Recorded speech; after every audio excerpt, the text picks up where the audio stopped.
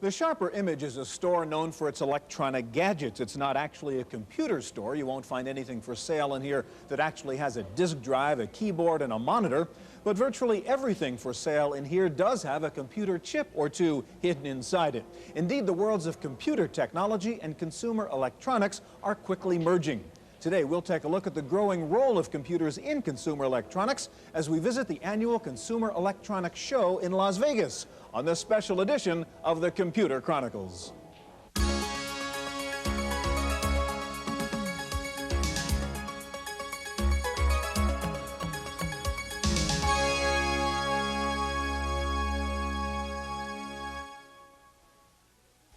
The Computer Chronicles is made possible in part by the Software Publishers Association, which reminds you it's a federal offense to copy software. The SPA provides information on how to stay software legal. Funding is also provided by PC Connection and Mac Connection, and by Byte Magazine and Bix. Welcome to the Computer Chronicles. I'm Stewart Cheifet, and with me this week is Heidi Roizen, president of T-Maker Software. Heidi, this is a very good example of the merger of computer technology and consumer electronics. Now, what a camcorder does well is take good video pictures, right? What a computer can do well is graphics, animation, music, and so on. This does both. This Canon camcorder has a built-in computer on a chip, if you will. Two of them, actually. One to handle animation and graphics, one to handle music. In fact, what this is over here, these are little ROM cartridges with kind of clip art libraries of graphics and animation, a clip art library of music and sound effects. It's really quite an astonishing merger of these two technologies we've been talking about. It seems to me not only are the technologies merging, but we're seeing the same kinds of problems on both sides, aren't we? The problem of friendly user interface, the problem of so much functionality that most people can't figure out how to use it. Right, absolutely. I think each industry, as they merge, has a lot to learn from the other, and we both have quite a job in making all these things easier to use. I mean, I've been in the computer industry for a long time, and yet if you go to my house, you'll find that my VCR is flashing 12 because I don't know how to set the time, and I've never bothered. I look at something like this, and I can guess that half the people who buy it will never use more than the record button on the back. So I think we really have an opportunity taking this technology and making it easier to use, making it friendlier, so we get more out of the devices that we're creating. Well, today we're going to take a look at the growing role of computers in consumer electronics. We'll see the merger of video and computers in Commodore's new CD TV system. We'll see how Nintendo is turning the Game Boy into an adult product with business productivity cartridges. So let's go right now to Las Vegas and the annual Winter Consumer Electronics Show. The 1991 Winter Consumer Electronics Show, or CES, was held in Las Vegas, Nevada, which also happens to be the site of Comdex, the biggest computer expo in the world. The CES is smaller than Comdex and features items you're not likely to see at a computer show, like car alarms and cellular phones. But even if there weren't many computers at the CES, there was definitely a lot of computer technology wrapped up in consumer packages.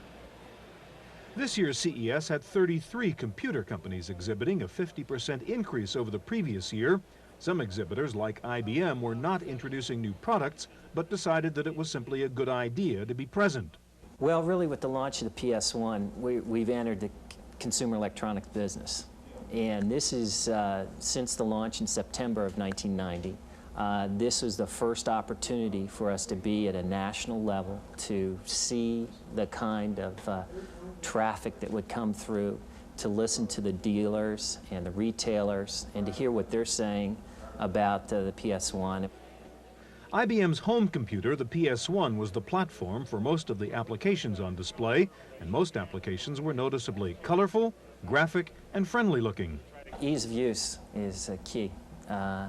People have to feel that they can get into it through the graphic interface and have that bundled all-in-one type feeling. This is a completely market-driven product. The idea of putting the PC into a familiar, friendly wrapper is also a major goal of Commodore, which premiered its CD TV, a black box with a CD-ROM player and a microprocessor inside. The CD TV is a hybrid of computer, video disc player, CD audio, and CD-ROM, operated by a handheld remote control. Commodore calls it an interactive multimedia compact disc player.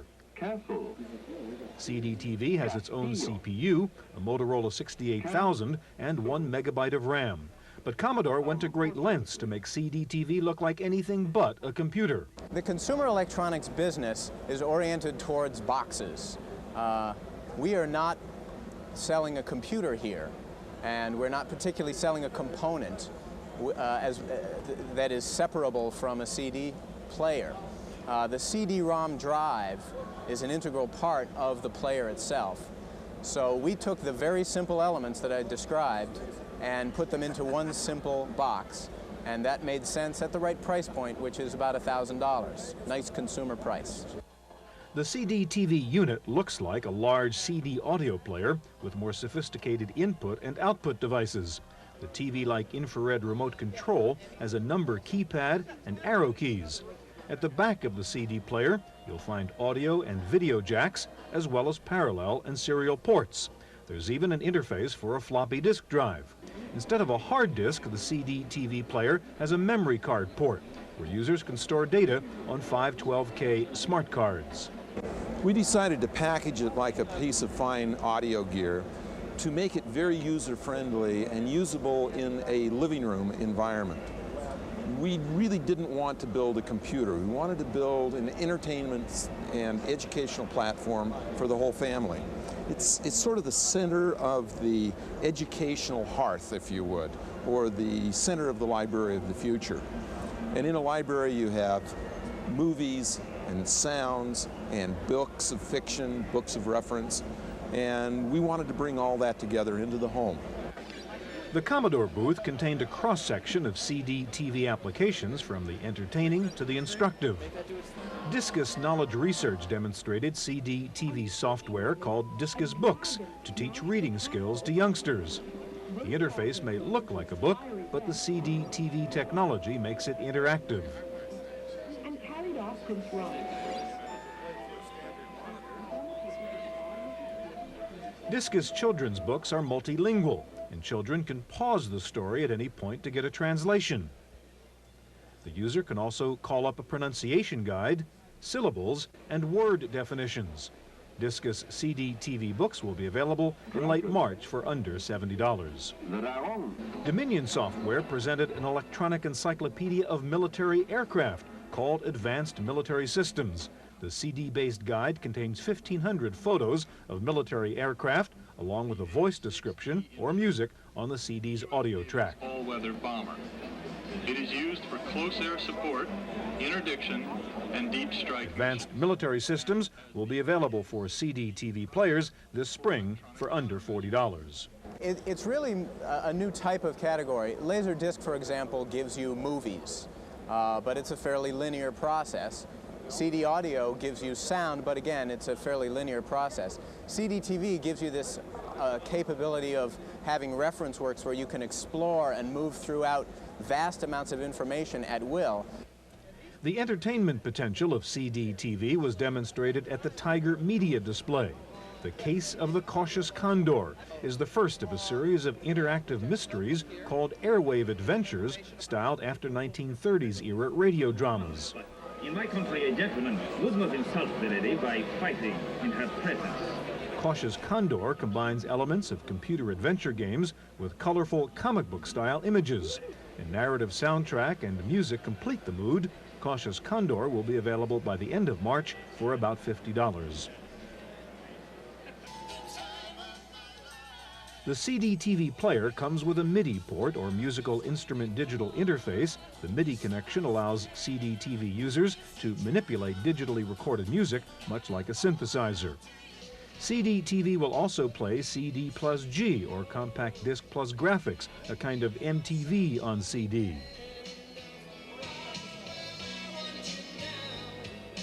Eastman Kodak's contribution to the consumer CD market was, not surprisingly, a compact disc for storing snapshots called the Photo CD.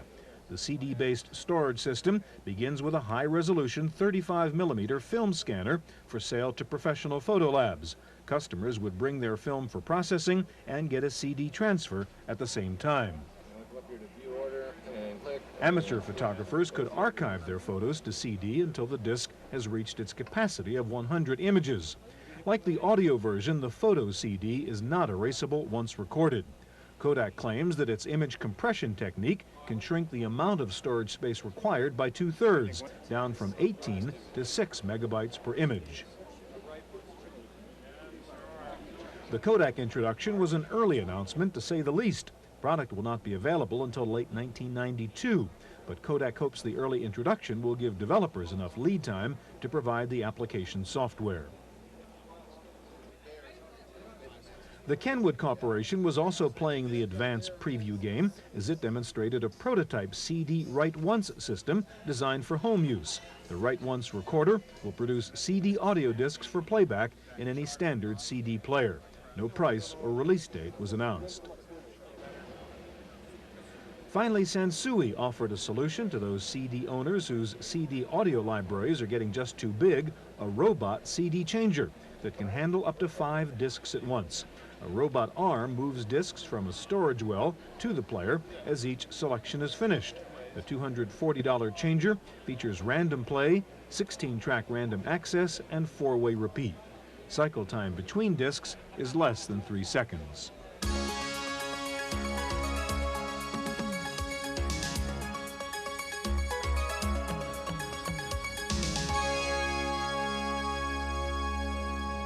As laptop computers shrink in price and size, they've spawned a whole new category of even smaller electronic computing devices that actually fit in the palm of your hand. This Franklin Electronic Dictionary, for example, is essentially a portable reference book.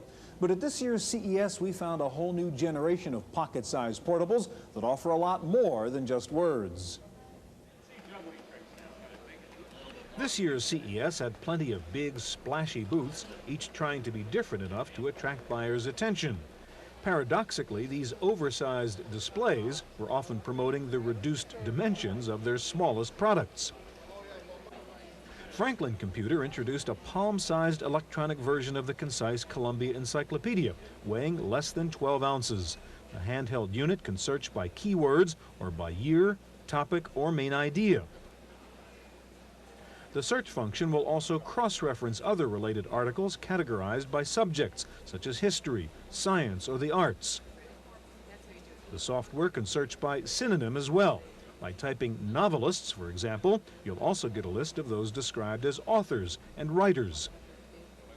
The $400 encyclopedia features phonetic spelling correction, so the user can enter a term or proper name phonetically and still retrieve the subject and the proper spelling.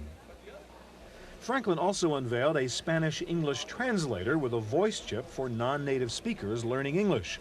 The Franklin Spanish Master uses recorded human speech to teach the proper pronunciation of a word in its entirety and phoneme by phoneme.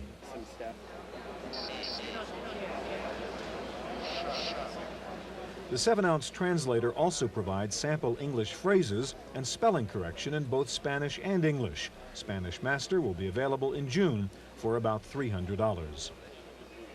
Franklin, which started out making Apple II and PC clones, now believes it has found the right approach to consumer electronics.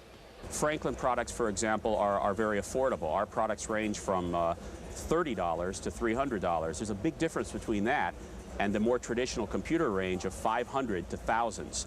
A product has a difficult time becoming a true consumer electronics product at those lofty price points. So price has a lot to do with it, but so does design. The kind of guiding principles when we put together a user interface are really somewhat different than those at work in a PC. I think PC customers place a lot more emphasis on generality and options. The consumer wants a foolproof device that does the right thing the first time. Palm-sized portables were also prominent at the Selectronics booth, where both talking and silent devices were on display. Selectronics introduced an electronic version of the Random House Encyclopedia containing 20,000 entries and weighing less than 12 ounces.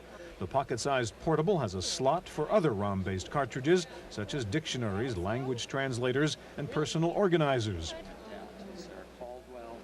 The search function includes spelling correction and cross-referencing, and the unit includes a few utilities like a calculator and an alarm clock. The portable encyclopedia will be available in April for around $350. For world travelers, Selectronics unveiled the Berlitz Travel Master, a translator with a voice chip containing 10 languages and 1,700 phrases. According to Electronics, the Travel Master uses an advanced form of speech compression to store digitally recorded human speech instead of the less natural-sounding synthetic speech.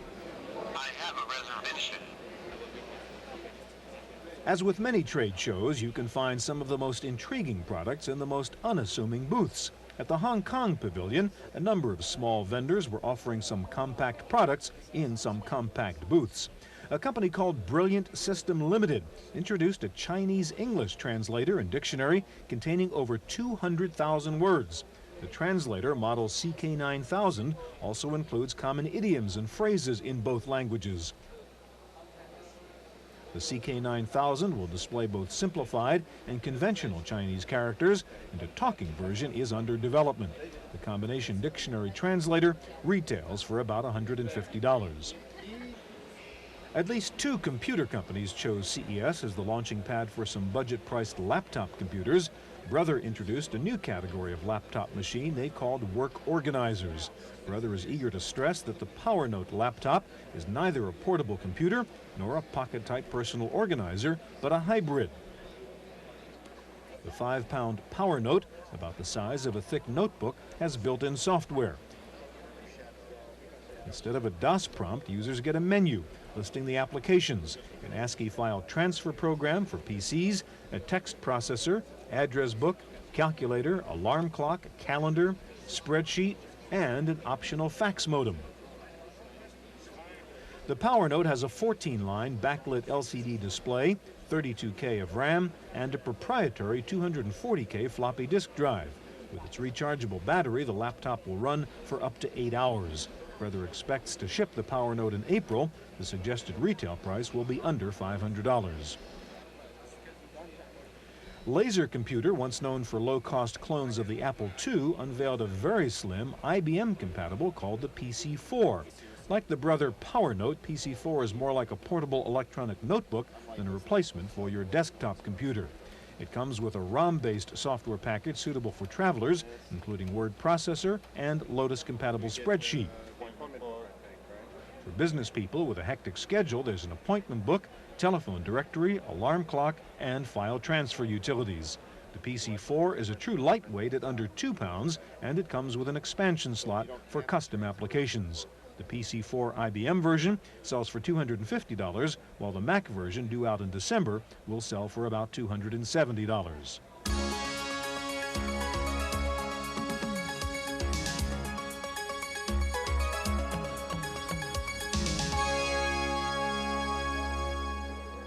It's got not just 1, but 6 different video games packed into a single console. Called Neo Geo, or New Land, this new multi-game video game system is the latest attraction from Japan's SNK Corporation. Each game cartridge operates off of a powerful 16-bit main microprocessor, and because it's got 64 megabytes of ROM, each Neo Geo game has superior graphics, including 3D effects and sound capabilities. Arcade operators say because of the high quality and variety in games, Neo Geo attracts a second group of players besides the kids. We're finding that not only appeals to the youngsters, but to the older players as well, because it has things like golf and baseball that if a parent is walking by and sees the game, they'll try it because they know what golf and baseball are all about, as opposed to walking up to a shoot-'em-up type of game where they might not know where they're trying to get to. SNK has spruced up the video game console by adding a jack for headphones as well as a slot for a memory card. You can stick that into the game at the end of your play, put it in there, and you can start from that point when you play it again. For those that have played video games, even at home, you know you have to go through many levels to reach the finish. And with this memory card, you can stick it in from the level that you started when you finished the last time. The memory cards can also be used in the Neo Geo home units that have the same games as the arcades. That's a gimmick that's sure to boost sales. For the Computer Chronicles, I'm Maria Gabriel.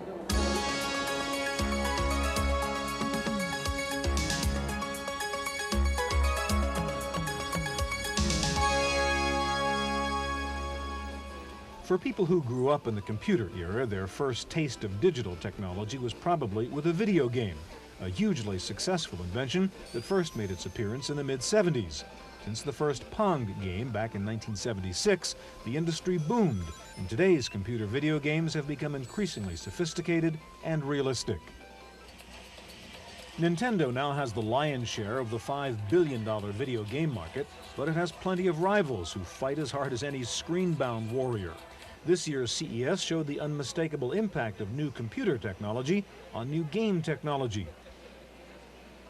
Sega of America brought out a portable color system to compete directly with Nintendo's ubiquitous Game Boy.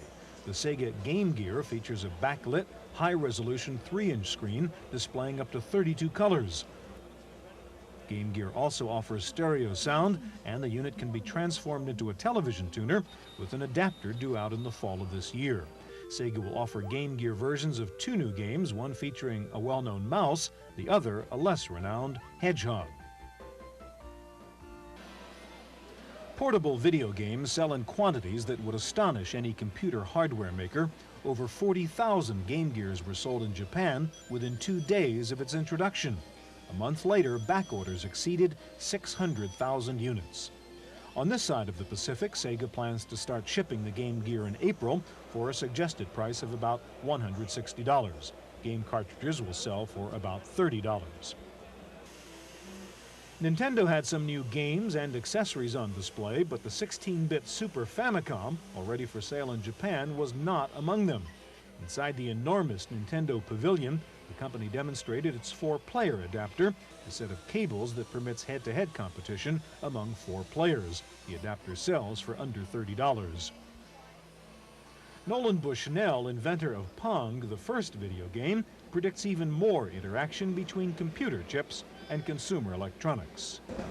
I believe that all of consumer electronics is in fact merging and becoming more computer-esque, if you would.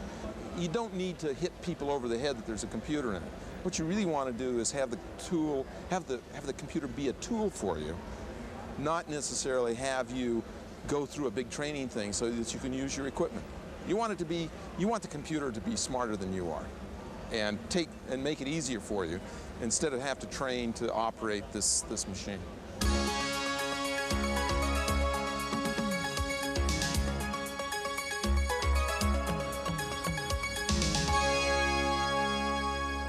Handheld electronic games are no longer just for kids. For example, at this Sharper Image store, you can buy this little electronic game that plays bridge with you, and there's another one that lets you play chess. In fact, they have an electronic chess game here that actually talks to you. Indeed, the trend in portable electronic games is to mix the practical with the whimsical. GameTech introduced software applications for the Nintendo Game Boy called Infogenius Productivity Packs. About all they have in common with video games is the hardware interface. The Infogenius programs are more suitable for business travelers, tourists, and students than game fanatics. In spite of the toy-like appearance of the Game Boy, GameTech is confident of its marketing ploy. The reasoning behind it was that 46% of the Game Boy users are over 18 years of age, and they have had, as of yet, have had no software developed expressly for them. So Infogenius was developed to meet their needs. And there are over 5.5 million households which currently own a Game Boy unit. And there are adults in each of those households with software needs. Infogenius unwrapped 5 packages at CES, including translators, a spell checker, a travel guide, and a personal organizer. Spanish and French translators each contain 300 phrases and over 12,000 words.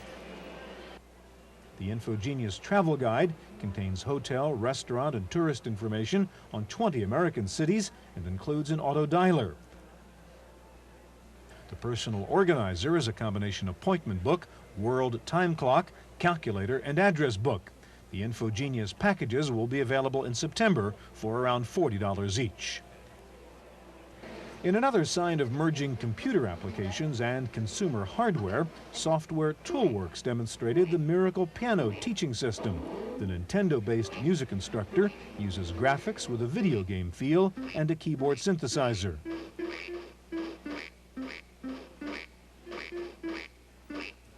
The Miracle system blends video game lessons with technology more common to computers, such as music notation software and a MIDI port.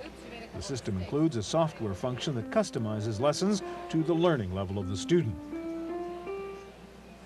Miracle Piano for Nintendo retails for about $350.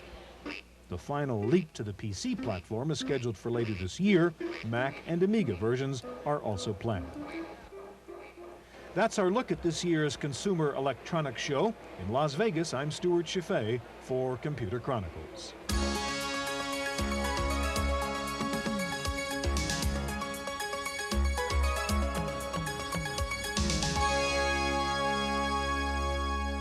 In the random access file this week, Hewlett-Packard has introduced the new Vectra 486-33T. HP says it is the most powerful personal computer ever, featuring a 33 MHz 486 CPU. The base price for the 486-33T is $9,500, but HP says the new Vectra computer can take the place of several less powerful PCs. The Vectra 486 can reportedly run a network with 200 terminals and can handle 100 Unix users simultaneously. Panasonic has announced a new 34-pin dot matrix printer based on the popular KXP 1124 model. The new KXP 1124i still has a list price of about $500, but it has many new features, including a super letter quality font, a larger print buffer, and quieter operation. Taking a look at this week's top 10 software titles for the PC, PC Connection reports that TurboTax from Chipsoft is in the #1 position, with Andrew Tobias's Tax Cut 1990 taxes in second. Third is Expanded Memory Manager, followed by Quicken.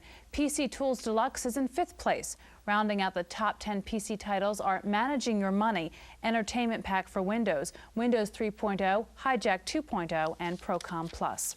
Next up, Paul Schindler in this week's software review. I got this from a computer company and I just love it. If you're still the ray gun type, consider this dandy new arcade game, Sky Shadow, from the makers of the vastly popular Crystal Quest. Now, if I hadn't told you this was another product from the same people, you might have guessed from the sound effects. Just listen. Yes, that old sense of humor is back in a new game. There's no deep philosophy, no fancy text, just a simple shoot-'em-up arcade game. Well, actually, it isn't so simple. Some things you run into are good for you and some are not. These stars, for example, eat away at your shields. Lines are disastrous. Losing is an unambiguous experience. You get the cosmic raspberry. You get points for bombing, but not for bombing your own side. Just listen to the sound it makes when you eat a smiley face. Sky Shadow is $50 from Cassidy & Green in Carmel, California. For the Computer Chronicles, I'm Paul Schindler. GCC Technologies has dropped the price of its laser printer to below $1,000. The company cut the price of its personal laser printer 2 from $13.99 to only $9.99. The PLP2 is a quick-draw laser printer designed to work with the Macintosh. It prints 4 pages per minute at a resolution of 300 dots per inch. And finally, a new weekly computer industry newsletter is trying to get the jump on competitors by delivering via email and fax. Computer Industry Week will prepare the week's news summary over the weekend and fax or email it to you so it can be on your desk when you arrive Monday morning. Well, that's it for this week's Computer Chronicles. I'm Kate McGargy. The Computer Chronicles is made possible in part by the Software Publishers Association, which reminds you it's a federal offense to copy software. The SPA provides information on how to stay software legal. Funding is also provided by PC Connection and Mac Connection and by Byte Magazine and Bix.